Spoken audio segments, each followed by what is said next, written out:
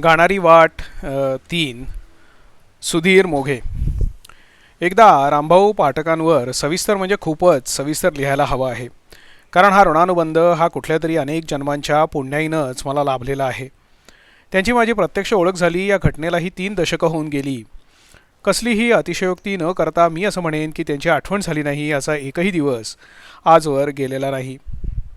ते या देशात असताना आणि परदेशात असताना, ते या जगात असताना आणि आता ह्या जगात नसतानाही. माझ्या बालपणातील अखंड रेडिओ श्रवण यज्ञात उर्मिले त्रिवार वंदन तुला आणि सखी तू दिव्य रूप मैथिली ही 2 गाणी ऐकली.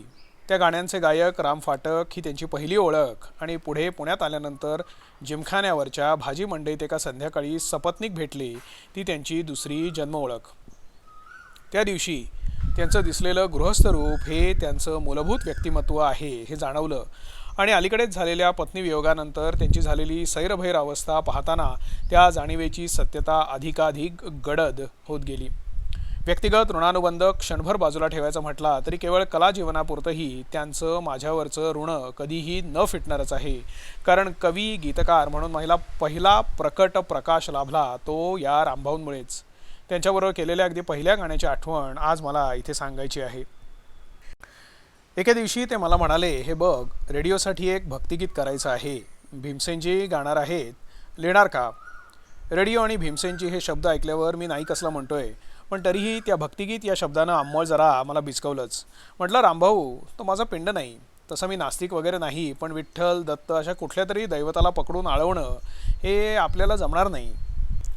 ते हसून म्हणाले, ठीक आहे, तू तुझ्या पद्धतीने लिही बरं. भीमसेन गाणार आहेत म्हणून त्या थाटाची चाल केली आहे ती मी तुला आधी ऐकवतो. रामभाऊंची चाल खरोखरच छान होती. भीमसेनजींच्या गायकीचा बोज दाखवणारी, पण चाल ऐकवताना रामभाऊंनी मात्र एक घोळ केला असं मला वाटलं. चालीची उठावण करताना ते जोरकसपणे शंकरा ला ला ला ला ला ला ला ला ला ला ती चाल गंगा जमनी शैलीमध्ये अशी गात होते. मी गडबडून म्हणालो, रामभाऊ, हे शंकरा काय प्रकरण आहे? जोरदार हसून रामभाऊंनी, अरे ते माझ्या सोयीसाठी आहे, तू ते ऐकू नकोस, असं उलट मलाच बजावलं. अखेर मायनस शंकरा अशी ती चाल डोक्यात घेऊन मी घरी आलो आणि कवितेची आराधना करू लागलो. मनात खरा प्रश्न होता तो असा की ज्या निर्गुणाला आळवायचं आहे त्याला हाक काय मारायची. आधी बऱ्याच विनवण्या करून त्या शंकराला कैलासावर पाठवावं लागलं. अखेर एक मनाजोगतं संबोधन ओठावर आलं, हे नायका. मग पुढचं गीत केव्हा जुळत गेलं ते कळलंच नाही. हे नायका जगदीश्वरा भवतारका अभयंकरा तुझिया प्रसादे उज्ज्वला नवरत्नगर्भा ही धरा, नवरत्नगर्भा ही धरा. कविता वाचून रामभाऊ खरोखरच प्रसन्न झाले. मी सुटकेचा निश्वास सोडणार तेवढ्यात, अरे पण काय सुधीर, ह्या नायका ऐवजी दुसरं काही मिळेल का? मुले कुठारहा म्हणजे काय हे मी मुळापासून अनुभवत होतो. बरीच वादावादी. रामभाऊंचं एकच टुमणं, नाही, हा नायका शब्द छानच आहे रे, पण बघ ना आणखी काहीतरी. अखेर मी माझ्यातल्या भाऊक कवीला रजा देऊन धोरणी पुरुषाला कामाला लावला.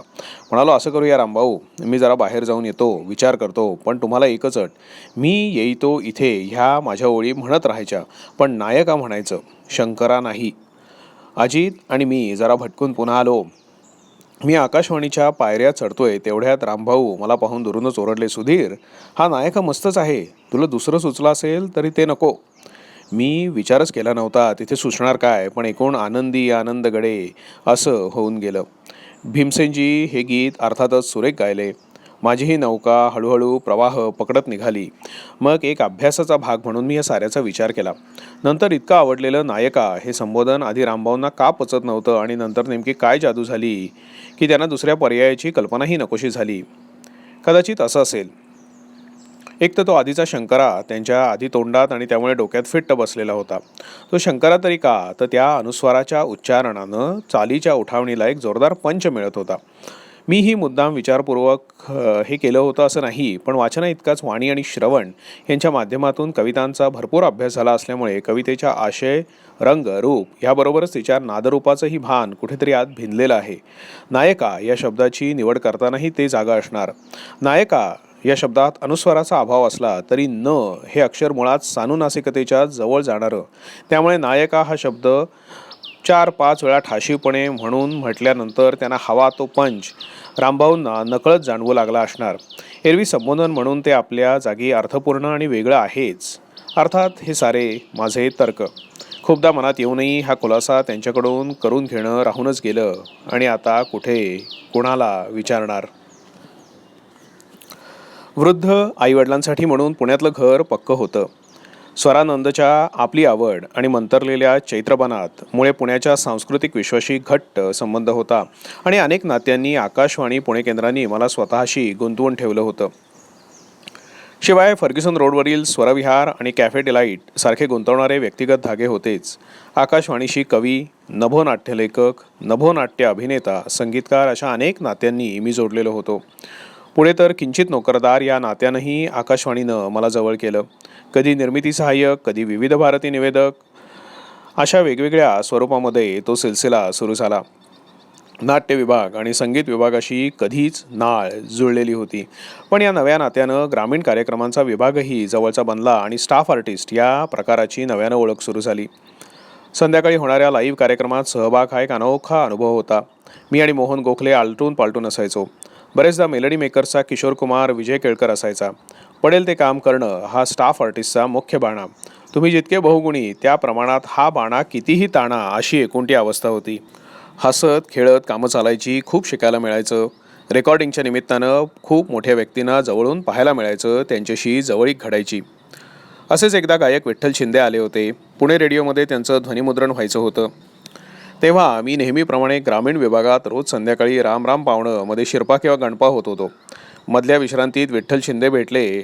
कवी म्हणून माझं नाव त्यांच्यापर्यंत पोचलेलं असावं.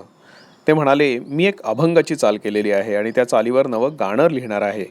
ते गाणं लिहिण्यासाठी तू मदत करशील का, किंवा तूच गाणं लिहिणार का? मात्र भक्तिगीतच पाहिजे.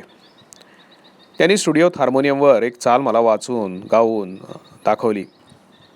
खास विठ्ठल शिंदे छापाची होती. गोड होती. माझी अडचण एकच, मला भक्तिगीतांचं वावडं नाही, पण दैवत पकडून लिहिणं हे माझ्या स्वभावात बसत नाही. सुदैवानं विठ्ठल शिंदेंचा तसा आग्रहही नव्हता. मग ती चाल मनात घोळवून रात्री रेडिओतून परतलो. दुसऱ्या दिवशी माझा भाव घेऊन आलेलं एक गाणं विठ्ठल शिंदेंच्या आवाजात ध्वनिमुद्रित झालंही. एकूण थाट पारंपरिक भक्तिगीताचाच होता, पण भाव मात्र आजही माझाच वाटेल असा होता. आभाळ निळे हे तुझे रूप आहे, जळाच्या गळ्यात तुझा सूर आहे. आभाळ निळे हे तुझे रूप आहे, जळाच्या गळ्यात तुझा सूर आहे. चांदण्यात सांडे तुझे शुभ्र हासू, फुलांचे अत्तर तुझा श्वास आहे. पहाटेचे दव तुझे आनंदाचे आसू, वाऱ्याची झुळक तुझा स्पर्श आहे. कोसळत्या धारा तुझ्या आरतीची धून, कोसळत्या धारा तुझ्या आरतीची धून, तिथे माझा प्राण गुंतलेला आहे, तिथे माझा प्राण गुंतलेला आहे. विठ्ठल शिंदेंची गायकी ही सुधीर फडक्यांचं अनुकरण वाटावं अशी.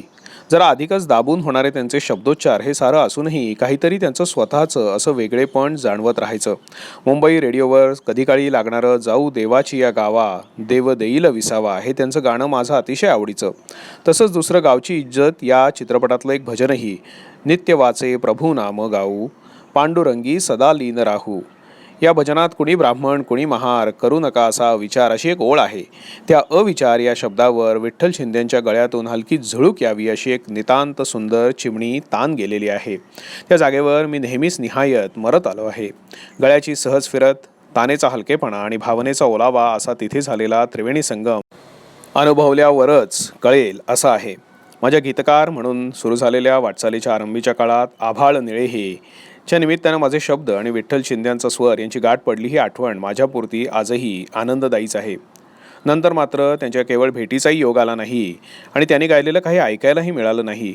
नाही म्हणाला त्यांची संगीत असलेली आणि काळाच्या दोन वेगळ्या वळणांवर प्रचंड हिट ठरलेली दोन रांगडी गाणी मात्र माझ्यापर्यंत पोहोचली. एक येऊ कशी तशी मी नांदायला आणि दुसरं माझा नवीन पोपट हा. पुणे रेडिओमध्ये माझं आभाळ निळे हे विठ्ठल शिंदेंनी गायलेलं गाणं, त्या घटनेला आज जवळपास 25 वर्ष लोटली. ज्या त्यांच्या गाण्यामुळे मी त्यांना ओळखू लागलो आणि मानूही लागलो, ती 2 गाणी जाऊ देवाची या गावा आणि नित्य वाचे प्रभुनाम गाऊ. ही तर त्याही आधीची. याचा उणीपुरी 40-50 वर्ष तरी विठ्ठल शिंदे मराठी भावसंगीताच्या विश्वात काम करताना दिसत आहेत. पण तरीही अभिजात मराठी भावसंगीताच्या ऐन प्रवाहापासून दूर कुठेतरी वल्ल मारीत जाणं हे त्यांचं प्राक्तन दिसतं. येऊ कशी तशी मी किंवा नवीन पोपट ही गाणी हा काही त्यांचा मूळ पिंडधर्म वाटत नाही. शिवाय त्या गाण्यांच्या यशाचं श्रेयही विठ्ठल शिंदेंच्या नावावर जमा झालेलं दिसत नाही. अभिजाताच्या ओढीनं वाटचाल सुरू केलेल्या कलाकाराला पोटासाठी वेगळ्याच प्रवाहात राहावं लागणं हाही एक कोंडमाराच नसेल का? या विषयात त्यांचं स्वतःचं काय म्हणणं असेल? त्यांचा पत्ता शोधून काढून एकदा त्यांना भेटायला हवं. युद्धस्य कथारम्या असं एक जुनं संस्कृत वचन आहे. इथे रम्य या शब्दाचा अर्थ केवळ सुंदर रमणीय असा नाही, तर वेगळेपणामुळे येणारी वेधकता रंजकता इथे अभिप्रेत असावी. आणि तसं असेल तर युद्धाच्याच का सर्वच निर्मितीच्या कथा आपापल्या ठिकाणी रम्यच असतात. मग गाण्यांच्या जन्मकथा तर या नियमाला अपवाद कशा असतील? माझ्यामधला आत्मनिष्ठ कवी आणि बहिर्मुख बहिरूपी गीतकार यांनी पहिल्यापासूनच आपापल्या अंगणाच्या सीमारेषा आपणहून वाटून घेतलेल्या असाव्यात.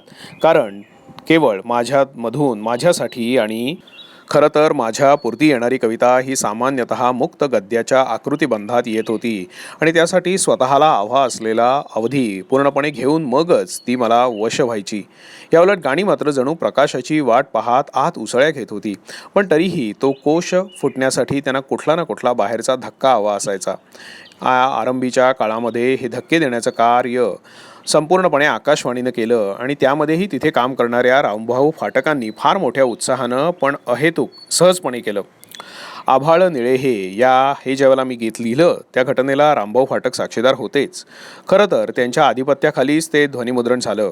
त्यानंतर महिनाही गेला असेल नसेल, एके दिवशी रामभाऊ नभो आणि शेतकरी मंडळीच्या ऑफिसात माझ्या टेबलापाशी येऊन म्हणाले, अरे ते विठ्ठल शिंद्यांना लिहून दिलंस त्याच आशयाचं आणखी एक गाणं लिहून देतोस का? मला स्वतःला स्वरचित्रसाठी एक गाणं करायचंय. ईश्वर कल्पना मानायचीच झाल्यास त्याचा एकमेव सगुण साकार रूप म्हणजे निसर्ग आणि त्याचे विविध आविष्कार. ही माझी मूलभूत धारणा माझ्याही नकळत केव्हा तरी माझ्या मनामध्ये सुस्थिर झालेली होती. त्यातूनच आभाळ निळे हे तुझे रूप आहे ही कविता आलेली होती. पण ती लिहून झाल्यानंतर त्या पाठोपाठ इतक्या लवकर तोच आशय पुन्हा गीतरूपात गिरवायचा ही कल्पना मुळातच न पचणारी. म्हणून मी रामभाऊंना म्हणालो, एकदा लिहिलेलंच पुन्हा पुन्हा कशाला गिरवायचं आणि तेही ताबडतोब. रामभाऊ म्हणाले, अरे मला घाई कुठे आहे, सावकाश तब्येतीने लिही पण मनात तर ठेवशील. हे बोलत बोलत ते परत फिरले. वाटेत मधु कुलकर्ण्यांच्या टेबलापाशी थोडंसं बोलून पुढे निघाले. दाराशी पोचले असतील नसतील तेवढ्यात जणू माझ्याही नकळत माझी हाक गेली. रामभाऊ काय रे? ते परत आले. म्हणाले, ह्या ओळी कशा वाटतात सांगा. अरूपास पाहे रूपी तोच भाग्यवंत, अरूपास पाहे रूपी तोच भाग्यवंत, निसर्गात भरुनी राहे अनादी अनंत. खास रामभाऊ शैलीतली प्रसन्नता त्यांच्या केवळ मुद्रेवरच नव्हे सर्वांगावर पसरत गेली. म्हणाले, छानच आहेत रे ओळी. आता काय मुखडा मिळाल्यावर पुढचं तू झपाझप लिहिशील. आणि खरंच पुढच्या ओळी झपाझप आल्या. अरूपास पाहे रूपी तोच भाग्यवंत, अरूपास पाहे रूपी तोच भाग्यवंत, निसर्गात भरुनी राहे अनादी अनंत. कधी पावसाच्या धारा म्हणान तो केव्हा वारा, पहाटेस होऊन तारा हसे रूपवंत. अरूपास पाहे रूपी तोच भाग्यवंत. ग्रीष्मरक्त पेटविणारा शिशिर आग गोठविणारा, ग्रीष्मरक्त पेटविणारा शिशिर आग गोठविणारा, मनोगते मेळविणारा फुलारी वसंत. अरूपास पाहे रूपी तोच भाग्यवंत.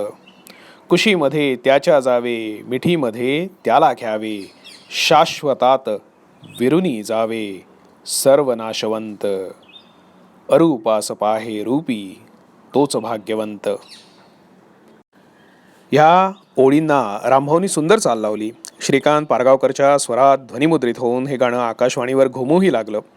पुढे काही काळानं रामभाऊंना जोरदार मूड आला आणि त्यांनी माझ्या आभाळ निळे हे तुझे रूप आहे या पहिल्या गाण्यालाही फार देखणी नवी चाल बांधली. कविता पानोपानीच्या प्रयोगामध्ये मी आज गातो ती चाल रामभाऊंचीच. आता गमतीचा योगायोग पहा. विठ्ठल शिंद्यांसाठी लिहिलेल्या कवितेला रामभाऊंनी नवी चाल दिली, तर रामभाऊंसाठी लिहिलेल्या आरुपास पाहे रूपी या कवितेला पुढे संगीतकार बाळ बर्व्यांनी एक वेगळंच परिणाम देणारी नवी चाल बांधली आणि तिची HMVची ध्वनिमुद्रिकाही निघाली. चंद्रशेखर गाडगिळांच्या स्वरात रेडिओवर ती ध्वनिमुद्रिका बरेचदा लागते. रामभाऊंनी लावलेली चाल खास भजनी थाटाची आणि मराठी मनाला भावणाऱ्या भावगीत वळणाची. या उलट बाळ बर्व्यांनी त्यांची चाल ऐकवली तेव्हा मी थोडा साशंक होतो, पण एकतारी डफाच्या साथीवर एखादा फक्कड गात निघावा तशी जाणारी काहीशी निर्गुणी थाटाची ती चाल नीटपणे ऐकल्यावर मी बर्व्यांना आणि चंद्रशेखर गाडगीळलाही मनापासून दाद दिली. कारण माझ्या कवितेला मला स्वतःलाही आधी नीटपणे न जाणवलेला निसर्गाचा भला मोठा विस्तीर्ण पट मला या नव्या चालीत जणू डोळ्यांसमोर उलगडत चालल्यासारखा भासला. याआधी कवितेला केवळ एकच चाल असू शकते अशा काहीशा कलाकर्मठ मताचा मी होतो, पण इथूनच मला जाणवू लागलं की प्रत्येक कवितेमध्ये स्वररचनांच्या अनेक शक्यता दडलेल्या असू शकतात आणि ह्या उलट संगीतकाराच्या एखाद्या निशब्द स्वररचनेतून अनेक कवींकडून अनेक प्रकारे कवितांची आकाश साकार होऊ शकतात. अर्थात त्यासाठी ते संगीतकार आणि कवी तसेच तुल्यबळ असायला हवेत. तात्पर्य युद्धस्य कथारम्याप्रमाणेच गीतस्य कथारम्या असंही म्हणता येईल, पण हा शब्द बदलायचा खटाटोप तरी कशाला करायचा? कारण कसदार अभिजात कलाकृतींची निर्मिती ही देखील एक प्रकारची युद्धच नव्हेत का? शांतता कोर्ट चालू आहे या पुस्तकाचा राष्ट्रीय पातळीवर सन्मान झाला तेव्हा मी विजय तेंडुलकरांना अभिनंदनाचं पत्र लिहिलं. त्यांचं 2-4 ओळींचं उत्तर आलं. त्यांनी लिहिलं होतं, माणसांप्रमाणेच पुस्तकांनाही नशिबं असतात. त्यांच्या दुर्दैवात त्यांची ती गोतं खातात तेव्हा आपण त्यांचे कुणीही नसतो. त्यांच्या यशात आपण वाटेकरी होऊ पाहतो, पण तेही खरं म्हणजे खरं नव्हे. त्यातलं शेवटी खरं नव्हे हे मात्र फार खरं आहे. केवळ पुस्तकांबाबतीच नव्हे तर गाण्यांच्या बाबतीतही, कारण अशा एका भाग्यवंत गीताशी माझा जिव्हाळ्याचा संबंध आहे. त्या गीताचा कवी म्हणून, गीतकार म्हणून वाटचाल सुरू करताना सलामीलाच हे गीत मला भेटलं. किंबहुना या गीतानंच मला लोकप्रियतेची पहिली चव दिली. 30 वर्षांपूर्वी पुण्याच्या एका कॉलेजनं महाबळेश्वरात कॉलेजमधील कलाप्रेमी तरुण विद्यार्थ्यांचा एक मेळावा घेतला होता. मला वाटतं साप्ताहिक मनोहरतर्फे प्रतिनिधी म्हणून त्यामध्ये मी सहभागी झालो होतो. शिवाय पुणे विद्यापीठात MA करीत असल्याचा बहाणा होताच. दिवस कोजागिरी पौर्णिमेचे होते आणि त्यामुळे आकाशात आणि असं म्हणतात तर होतीच, पण सभोवती ही पौर्णिमाच पौर्णिमा आणि त्यातही कोजागिरी होती. त्यामुळे अक्षरशः नाकातोंडात चांदणच चांदणं अशी अवस्था. कविवर्य पाडगावकरांच्या शब्दात सांगायचं तर विरघळून चंद्र आज रक्तातून वाहे असा मूड घेऊन मी पुण्याला परतलो. नेहमीप्रमाणे आकाशवाणीत एक चक्कर झाली. रामभाऊ माझी वाटच पाहत होते. अरे काय रे, गाणं लिहायचा मूड आहे का असा प्रश्न विचारून उत्तराची वाट न पाहता पुणे म्हणाले, कल्पना अशी आहे, ऐक. कल्पना अशी आहे, भीमसेन जोशींकडनं भावगीत गाऊन घ्यायचं आहे. रामभाऊंच्या कल्पना खरोखर दाद देण्यासारख्याच असायच्या आणि त्यापैकीच ही एक. भावगीत म्हटल्यावर प्रेमगीत हे आलंच. आता भीमसेन हे गीत गाणार म्हटल्यावर कविता अगदीच कचकड्याची तकलुपी असून चालणार नव्हतं. कवितेचा आशय काय असावा यावर साहजिकच चर्चा झाली. रामभाऊंनी तोही विचार आधीच करून ठेवला होता. गाण्याचा आशय नाही, पण त्यांच्या मनात एरवीही घोळणारे विचार त्यांनी बोलून दाखवले. ते खास रामभाऊंच्या साध्या सरळ पापभिरू मनाला साजेसेच होते. मला सांग, हे इतके मोठे कलादार म्हणजे हे कलाकार व्यसनाधीन का होतात? पार वाहावतात का? त्यांना काय कमी असतं? इतक्या वडीलधाऱ्या अनुभवी व्यक्तीसमोर मी काय बोलणार, पण मीही म्हणालो, रामभाऊ इतक्या ढोबळपणे पाहून ते चालणार नाही. मला वाटतं माणसाच्या जगण्यातील अगम्य पोकळी ही कुणालाच टळलेली नाही. कलाकाराच्या बाबतीत ही बेचैनी अधिकच मुश्किल असणार. मला खरं तर हे बोलताना गडकऱ्यांच्या ओळी आठवत होत्या. परिकर्माचे विंदान काहीतरी असते आन चहूकडे, आणि पुशी रेग्यांच्या मनवातलं एक सुंदर वाक्य. फुलाच्या गाभ्यात एक पोकळी असणार आणि तशी ती असण्यातच त्या फुलाचं सौभाग्य आहे. रामभाऊ हसून म्हणाले, गाण्याचा मूड कळला ना तुला? मग झालं. बरं मग ह्या मोकड्याची ही म्हणजे चाल मी बांधलेली आहे, ऐक जरा. रामभाऊंची चाल अर्थातच सुरेख होती, पण साधीसुधी तरीही ऐकताच मनाचा ठाव घेणारी. भावपूर्ण पण भीमसेनजींच्या गळ्याचं घराणं सांभाळणारी. विशेषतः मुखड्याच्या मिळणीच्या ओळीच्या शेवटचा हलकासा खटका फारच सुंदर होता. आता त्याला शोभेचे शब्द यायला हवेत. रामभाऊ नेहमीच्या सवयीनं चाल ऐकवताना डमी शब्द घोळवत होते. सखी, मौंद वगैरे असे काहीसे, आणि यातूनच माझा मुखडा आला. सखी मंद झाल्या तारका, आता तरी येशील का. आणि मग पाहता पाहता गाणं आकार घेत गेलं. तीरालाही डौलात लागलं. बोलावल्या वाचूनही मृत्यू जरी आला इथे, थांबेल तोही पळभरी, पण सांग तू येशील का. सखी मंद झाल्या तारका. 1972च्या मे महिन्यामध्ये स्वरचित्र या भावसंगीताच्या विशेष कार्यक्रमात त्या महिन्याच्या 5ही रविवारी हे गाणं आकाशामध्ये झेपावत राहिलं, दूरवर पोहोचलं. पंडितजींनी ते त्यांच्या खास शैलीत अप्रतिम गायलं. एखाद्या भव्य लोहपुरुषाच्या काळजातील बलदंड आर्तता आपण ऐकतो आहोत असं वाटतं. पुणे आकाशवाणीच्या संग्रही आजही ते आहे. इतकंच नाही तर 97च्या मे महिन्यात पुणे केंद्रानं आवर्जून हा सारा तपशील पुन्हा सांगत सांगत हे गीत 25 वर्षांनी स्वरचित्रात पुन्हा एकदा महिनाभर रसिकांना ऐकवलं. एका गीताचा रौप्य महोत्सव आकाशवाणीनं साजरा करावा ही ऐतिहासिक घटनाच असावी. या गाण्याची तेव्हाची पहुंच कळेल अशी एक आठवण सांगतो. 72मध्ये पुण्यात असा मी नवीनच होतो. कुठल्या तरी नाटकाला दादाच्या सोबत बालगंधर्वाला गेलो. दारातच एक देखणं व्यक्तिमत्व उभं होतं, सी रामचंद्र. मी त्यांच्या गाण्यांचा वेडा तेव्हाही आणि आजही त्यांना प्रत्यक्षात समोर पाहताना थरारून मागे सरकलो. त्यांनी दिलखुलास हसत दादाच्या खांद्यावरती हात टाकून हॅलो श्रीकांत म्हणून त्याच्यासह चालायला सुरुवात केली. मी त्या दोघांच्या मध्ये योग्य अंतर राखून चालत होतो. मध्येच अनपेक्षितपणे ते थांबले आणि विचारले, अरे श्रीकांत, ये सुधीर मोघे तुम्हारा कोई लगता है? रेडियो पे एक गाना सुना उसका, सखी मंद झाल्या तारका करके, कितना बेहतरीन लिखा है. माझ्या कानांवर माझा विश्वासच बसेना.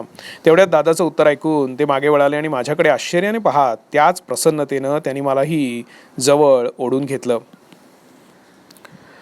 काही थोडीच गाणी अशी असतात की त्याच्या श्रेयाची कवी, संगीतकार, गायक यांच्यात कमी अधिक वाटणी करताच येत नाही. हे त्यातलंच एक गीत. पण त्या गीताचं भाग्य इथेच थांबत नाही. या घटनेला दशक उलटून गेलं असेल नसेल, तोच या गीतानं पुन्हा एकदा नवीन जन्म घेतला, अधिक मोठ्या आकाशात झेपावण्यासाठी.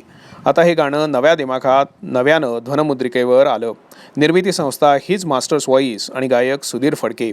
नाटकाचं सार्थक जसं त्यांचा यशस्वी प्रयोग होण्यात असतं, तसंच गीताचं सार्थक त्याचं चीज करणारे संगीतकार आणि गायक भेटण्यात असतं.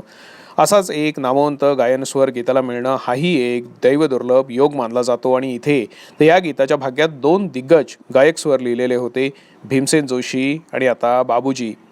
तो योग कसा जुळून आला ती गोष्ट सांगण्यासारखी आहे.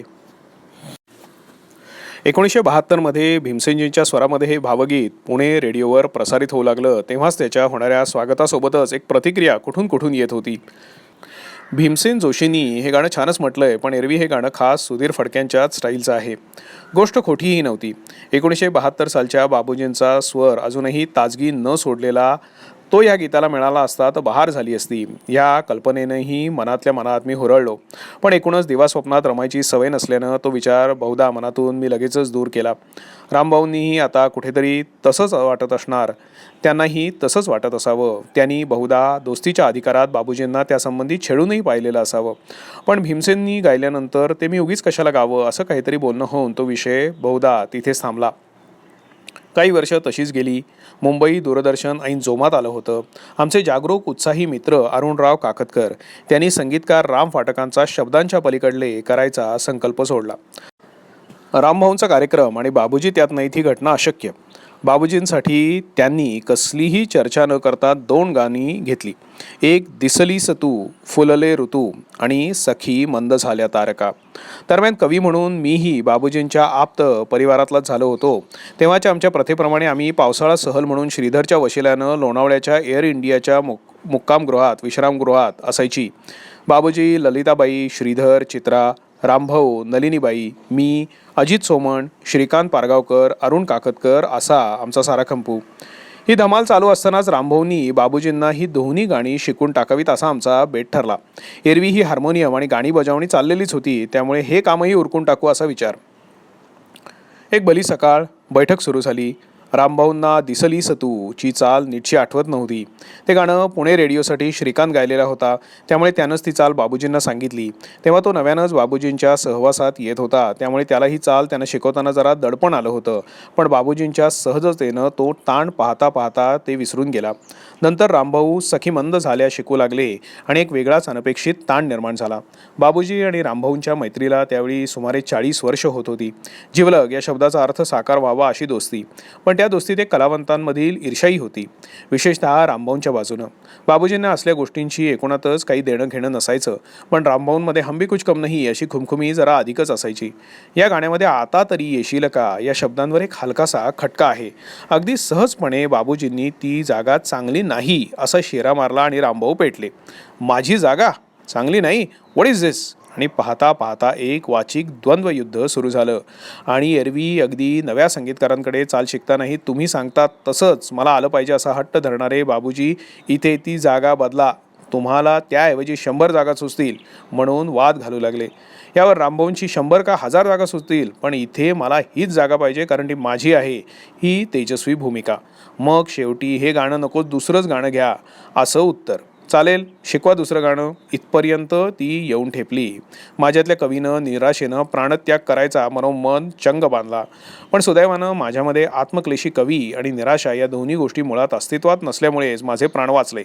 दरम्यान एकीकडे रामभाऊंनी वही उघडून कविवर्य बाभव वरकरांची कविता शिकवायला सुरुवातही केली होती. 1-2 ओळी शिकले नसतील असतील. बाबूजी थांबल्याने म्हणाले, रामभाऊ ते मगाचंच गाणं शिकवा, तेच छान आहे. विजयी मुद्रेनं रामभाऊ पुन्हा शिकू लागले. सखी मंद झाल्या तारका, मनामध्ये जागे झालेले आत्महत्येचे किडे मारून टाकायला मी समोरच्या क्लासातील जीवनदायी विषाचे घुटके आनंदानं घशाखाली उतरवू लागलो. या दोन श्रेष्ठींच्या त्या तुंबळ युद्धानं भोवतालची तरुण पिढी जरा कावरी बावरी झाली होती. पण बाबूजी आणि रामभाऊ यांच्या नात्यातला गोडवा ज्यांना ठाऊक होता ते निवांत होते. कारण थोड्याच वेळात चाल शिकवता शिकवता रामभाऊ हळूच बोलते झाले, बाबूजी तुम्हाला ती जागा नको वाटते ना, मग टाका बदलून. या गोष्टीचा खरा क्लायमॅक्स पुढेच आहे. शब्दांच्या पलीकडलेसाठी रेडिओ वाणीमध्ये या दोन्ही गाणी ध्वनिमुद्रित झाली. सगळ्यांची तब्येत खुश. त्या खुशीवर बाबूजींनी अचानक कळस चढवला आणि म्हणाले, रामभाऊ मी श्रीधरची 2 गाणी गाण्यासाठी HMVला डेट दिली होती आणि गाणी पुढंही करता येतील. त्याऐवजी हीच 2 गाणी रेकॉर्ड करूया, आपली नवीन ध्वनिमुद्रिका काढूया. मला माझ्याच कानांवर विश्वास बसेना. परिणामी काही दिवसातच मुळात जागृत जाणकार श्रोत्यांच्या हृदयाकाशात केव्हाच आपलं घर केलेलं हे गाणं त्या पलीकडे झेपावू लागलं आणि विस्तीर्ण अवकाशात भरारी घेऊ लागलं. या भाग्यवंत गाण्यात गुंतलेल्या साऱ्या व्यक्तींची एकमेकांशी असलेली आंतरिक जुळणी ध्यानी घेतली तर कळेल की हे आता गाणं नुसतं गाणं उरलेलं नाही, तो आहे एक ऋणानुबंध. त्यामुळेच अल्फा TVच्या नक्षत्रांचे देणे सुधीर फडके या रंगमंचीय कार्यक्रमाच्या अखेरच्या पर्वात बाबूजींच्या स्वरातली या गाण्याची झलक रंगमंदिरात घुमू लागली आणि त्यावर बाबूजी आणि रामभाऊ या जन्मसोबत्यांच्या शेवटच्या भेटीमधलं गालाला गाल भिडवून असलेलं त्या दोघांचं शेवटचं एकत्र छायाचित्र पडद्यावर उमटलं. तेव्हा काही क्षण मला सारा रंगमंचच पाण्यात बुडावा तसा अंधुक धुसर दिसू लागला.